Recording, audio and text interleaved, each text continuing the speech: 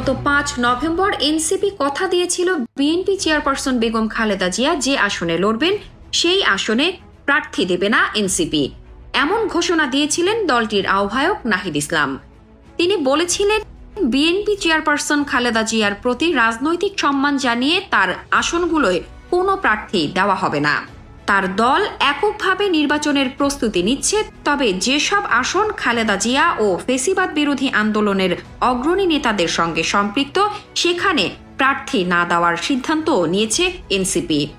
শুধু নাহিদ ইসলামই নয়, এমন ঘোষণা দিয়েছিলেন এনসিপির মুখ্য সমন্বয়ক নাসির উদ্দিন পাটোয়ারিও।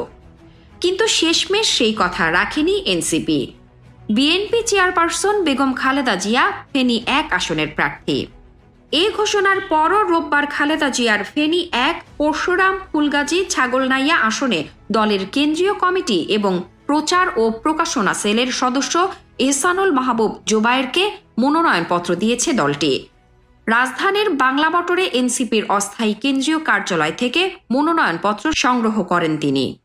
বিএনপি চেয়ারপারসন বেগম খালেদা জিয়ার আসন থেকে মনোনয়ন ফর্ম সংগ্রহ প্রসঙ্গে জানতে চাইলে এহসানুল মাহবুব জোবায়ের সাংবাদিকদের কাছে বলেন, বেগম খালেদা জিয়াকে ফেনী 1, বগুড়া 7 ও দিনাজপুর 3 আসন থেকে বিএনপির প্রার্থী হিসেবে ঘোষণা করা হয়েছে।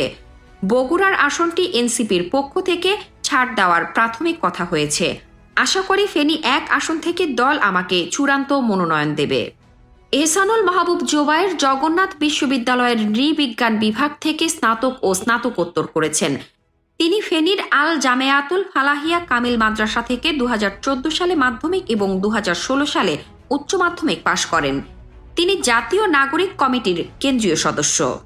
এছাড়াও জগন্নাথ বিশ্ববিদ্যালয় সাংবাদিক সমিতির সাধারণ সম্পাদক, দৈনিক ইত্তেফাকের জগন্নাথ বিশ্ববিদ্যালয় প্রতিনিধি, বিশ্ববিদ্যালয় সাংস্কৃতিক কেন্দ্রের অর্থ সম্পাদক, রোভার স্কাউট গ্রুপের প্রচার ও প্রকাশনা সম্পাদক, ফেনী জেলা রেড ক্রিসেন্টের আজীবন সদস্য সহ জাতীয় ও আন্তর্জাতিক বিভিন্ন সেবামূলক সংগঠনে কাজ করেছেন।